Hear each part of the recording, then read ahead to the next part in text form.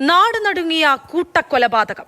എറണാകുളം ചേന്നമംഗലത്തെ 3 പേരെ അടിച്ചും കുത്തിയും കൊലപ്പെടുത്തിയ ഋതു ജയൻ. കാലങ്ങളായി അയൽവാസിയോട് മനസ്സിൽ സൂക്ഷിച്ച വൈരാഗ്യം. സുഹൃത്തുക്കളോട് പറഞ്ഞിരുന്നത്രേ അവരെ വാഴിക്കില്ലെന്ന്. അന്ന് കൊലപാതകം നടന്നപ്പോൾ ലഹരി ഉപയോഗിച്ചെന്നും മാനസിക വൈകല്യമുള്ളയാളെന്നും ഒക്കെ കേട്ടു. പക്ഷേ ശരിയായ ബോധത്തിൽ ആസൂത്രണം ചെയ്ത് നടപ്പാക്കിയ ക്രൂരതയെന്ന പോലീസ്. ഋതു ജയന് മാനസികാരോഗ്യ പ്രശ്നങ്ങളില്ലെന്ന് സ്ഥിരീകരിച്ചതായി അന്വേഷണ സംഘം. കൊലപാതകത്തിൽ കുറ്റബോധമില്ലെന്നും മുനമ്പം ഡിവൈഎസ്പി എസ് ജയകൃഷ്ണൻ പ്രതിയെ സംഭവ സ്ഥലത്തെത്തിച്ച് തെളിവെടുത്തു.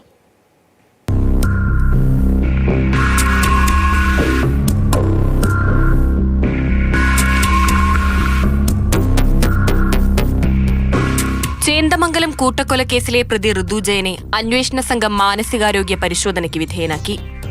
മാനസിക നിലയിൽ പ്രശ്നങ്ങളില്ലെന്ന പരിശോധനാ ഫലമാണ് പോലീസിന് ലഭിച്ചത്. മാനസികാരോഗ്യ പ്രശ്നങ്ങളുണ്ടെന്ന ഡോക്ടറുടെ സാക്ഷ്യപത്രം കാട്ടി ഋതു മുൻപ് പോലീസ് കേസുകളിൽ നിന്ന് രക്ഷപ്പെട്ടിരുന്നതായി നാട്ടുകാർ ആരോപിച്ചിരുന്നു. അതേസമയം ലഹരിമുക്ത ചികിത്സയ്ക്ക് ഋതു വിധേയനായിട്ടുണ്ടെന്ന് അന്വേഷണത്തിൽ കണ്ടെത്തി. കൊലപാതക ദിവസം ലഹരി ഉപയോഗിച്ചിരുന്നില്ലെന്നും പരിശോധനയിൽ അന്വേഷണ സംഘം സ്ഥിരീകരിച്ചിട്ടുണ്ട്.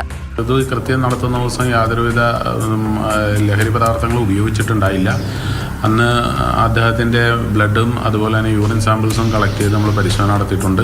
പിന്നെ കൂടാതെ അയാളുടെ മാനസികാരോഗ്യത്തെ സംബന്ധിച്ചിട്ടുള്ള പരിശോധന നടത്തിയിട്ടുണ്ട്. അതിലെ സംബന്ധിച്ച് അയാൾക്ക് മാനസികാരോഗ്യ പ്രശ്നങ്ങളൊന്നും നിലവിൽ കണ്ടെത്താൻ കഴിഞ്ഞിട്ടില്ല. മാനസിക രോഗി എന്നുള്ള ഒരു പരിഗണനയിൽ വരത്തക്ക രീതിയിലുള്ള ചികിത്സ അദ്ദേഹത്തിന് ഇതുവരെ കിട്ടിയിട്ടില്ല. അതിൻ്റെ ആവശ്യമുള്ളതായിട്ട് ഇപ്പോഴും പരിശോധനയിൽ വ്യക്തമായിട്ടില്ല.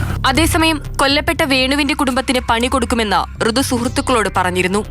ഇവരെ കേസിൽ സാക്ഷികളാക്കുമെന്നും അന്വേഷണ ഉദ്യോഗസ്ഥർ പറഞ്ഞു. ഇവരെ അപായപ്പെടുത്തുന്നതിന് വേണ്ടി തനിക്ക് ഉദ്ദേശമുണ്ട് എന്നുള്ള കാര്യം 1-2 പേരോട് വെളിപ്പെടുത്തിയിരുന്നു. അതിന് നമുക്ക് അത്തരം സാക്ഷികളെ നമുക്ക് ചോദ്യം ചെയ്യാനും അവരുടെ മൊഴി രേഖപ്പെടുത്താനും സാധിച്ചിട്ടുണ്ട്. അന്വേഷണം 60% പൂർത്തിയായി. ആരോഗ്യം മെച്ചപ്പെടുന്നതിനനുസരിച്ച് ചികിത്സയിൽ കഴിയുന്ന ജിതിന്റെ മൊഴി രേഖപ്പെടുത്തുമെന്നും അന്വേഷണ സംഘം വ്യക്തമാക്കി. അതിനിടെ ഋതു ജയനെ കൂട്ടക്കൊലപാതകം നടന്ന വീട്ടിലെത്തിച്ച് തെളിവെടുത്തു. പ്രതിഷേധമുണ്ടായേക്കാമെന്ന വിലയിരുത്തലിൽ 5 മിനിറ്റ് കൊണ്ട് തെളിവെടുപ്പ് പൂർത്തിയാക്കി പ്രതിയെ തിരികെ കൊണ്ടുപോയി. കേസിലെ സാക്ഷികൾ പ്രതിയെ തിരിച്ചറിയുന്ന നടപടിക്രമം കൂടി പൂർത്തിയാകേണ്ടതുണ്ട്. കസ്റ്റഡി കാലാവധി പൂർത്തിയാകുന്ന വെള്ളിയാഴ്ച ഋതുവിനെ കോടതിയിൽ ഹാജരാക്കും.